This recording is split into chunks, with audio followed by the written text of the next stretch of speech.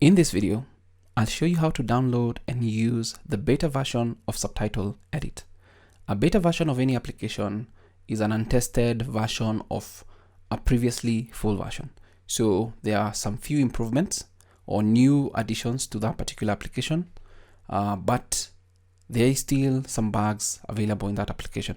So Subtitle Edit recently introduced some good new features in Subtitle Edit 3.6.2, and there are some few additions in the beta version. So let's begin by checking out the website. It's below, the Nikse.dk, and the latest version is Subtitle Edit 3.6.2.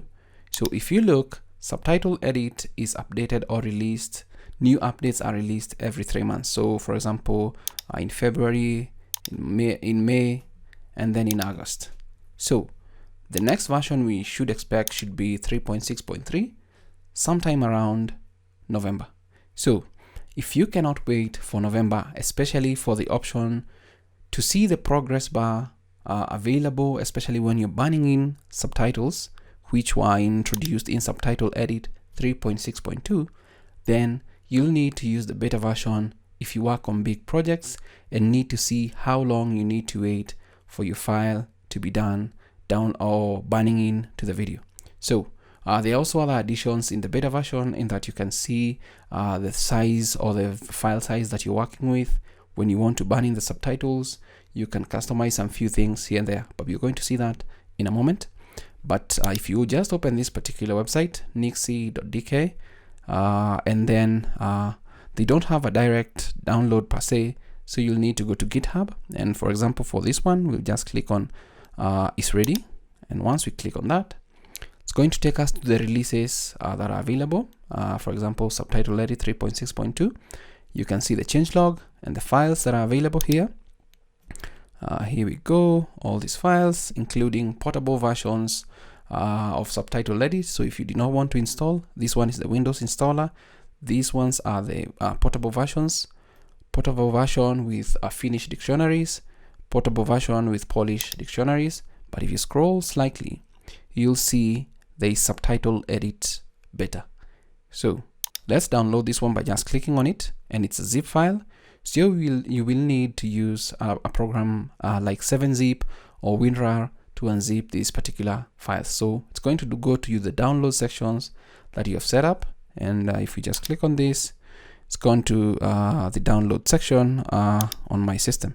So I can just copy it to a folder of my liking, just cut it, and then just take it to this particular folder. So once I paste it in there, I can either just right click on it and use 7-zip to extract this file, and 7-zip is free, or you can also use WinRAR to extract the zip files. So extract here, and once that is done, all files will be extracted onto the folder that you point out. So we can just begin by just double clicking on this particular file.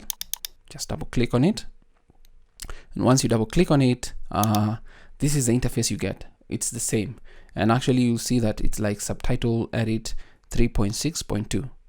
If you check out for updates, it's going to check for updates. If there are any updates, tells you that you're using the latest version. But since this is a beta version, and you'll notice why in a few, if we come to video and click on open video, and then navigate to the folder that you want to add a video to.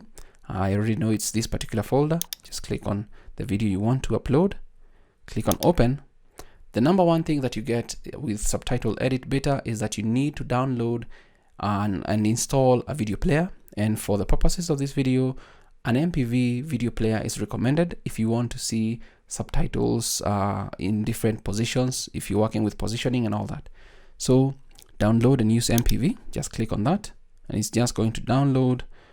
Really depends on how fast your internet is, but it's just a small file that will act as a video player so that you can see the preview of your video inside this particular preview pane. So it's almost done, but this is what you need. You need to download the MPV library so that you get that MPV player installed. So let's just give it like a couple of more seconds, and there we go. So the mpvlib was downloaded and is ready to use. If you click on OK, your video is going to load up. Now you can just click to add waveform. Just click on that. So the pics have been generated and all that. Next up, since I already have a subtitle file that we can use with this just for test purposes, then I'll just come up to File, Open and Keep the video, and then I'll just select it. Just click on Open. And once I open, the subtitles will load up and all that. Now, once we get to this particular point, I don't want to do anything else to the subtitles because I want to show you the recent additions to the banning options of captions or subtitles in Subtitle Edit. So we'll need to go to Video, Generate Video with Banding Subs. Once I click on that, since we're using the beta version, and this is not an installation and all that, you'll need to download FFmpeg if this is your first time using Subtitle Edit beta, so that it installs for this particular distribution. So click on Yes. Also another small program like what we had in the mpvlib, so that we can actually see the desired effect or get the desired effect, because the banning option is built around FFmpeg, which is an excellent command line application and all that that people have used to build all kinds of applications. And I believe even Handbrake is built around FFmpeg. If I'm wrong, just let me know in the comments, but I think that's the same scenario. So FFmpeg was downloaded and is ready to use. So just click OK. And once you do that, you're going to get all these good things that you need to see. Oh my God, it looks pretty awesome. So for example, if you look at the settings, the font size, you can adjust the font size to whatever you want. There's also a preview window for you to see what your video will look like. I'm not sure. It's potentially this is what you're going to get. Looks good to me. So not a big deal, but I wish that it was just like a window of sorts, so that they know how to maybe bring down the audio slightly, bring up the target and all that. But now, if you are working with right to left languages, you can fix RTL via Unicode control characters, align right. If that's what you wanted, you can change the font family to whatever you wanted. Pretty awesome stuff here that you can work with if you want to ban in subtitles. So as for the video resolution, we have the video resolution. This is basically what this resolution of this video is, and then the encoding that you want to choose, x264, x265, a preset. If you want it ultra fast, medium, very slow, really depends on what you want. CRF, all these things. Tune for film, animation, or grain, and then target file size 2-pass encoding. The file size is 14 MB. If that is what you want to target, you can do that. But for the few tests I've done, for some strange reason, I'm getting blurry content when I do this particular option.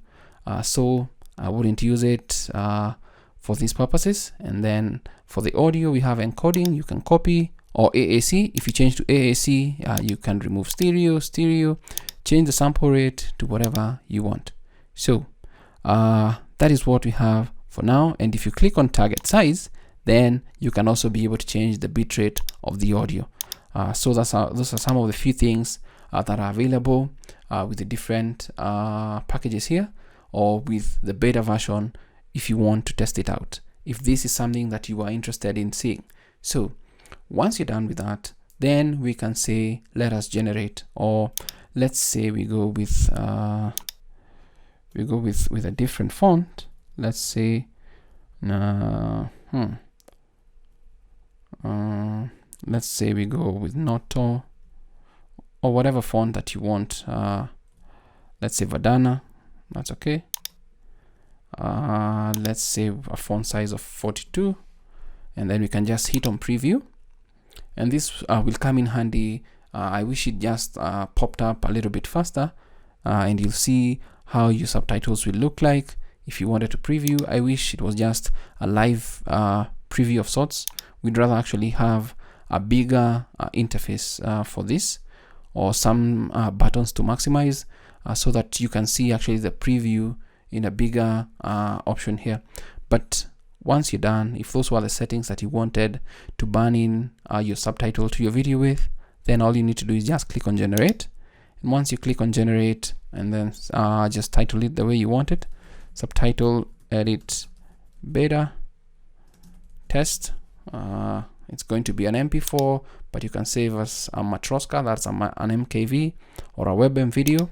Let's just click on save, and then it's going to begin to burn in your subtitles to your video, and then you'll see the time remaining.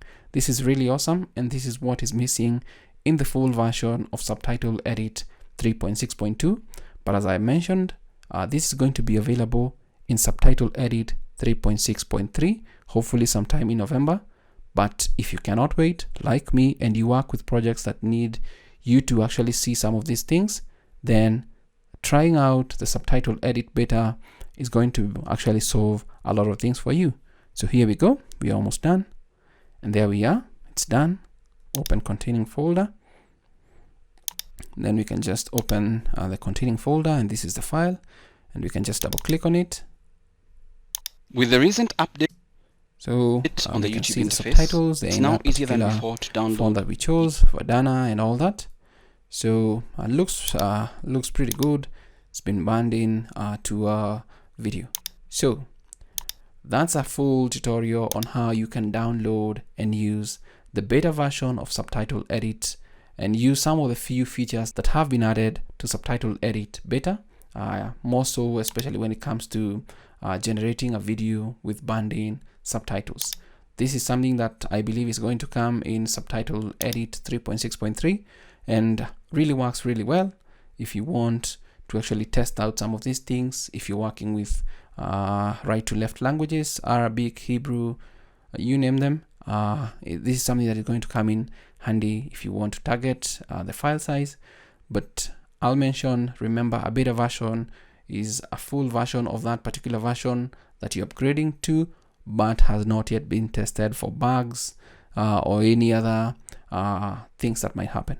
So that's my video. I hope that it's going to add some value to somebody that's interested in using this particular interface and being able to manipulate this particular section the way they want their subtitles to look like in the end. Thanks for watching. My name is David. Until next time, stay safe and never stop learning. Thanks for watching.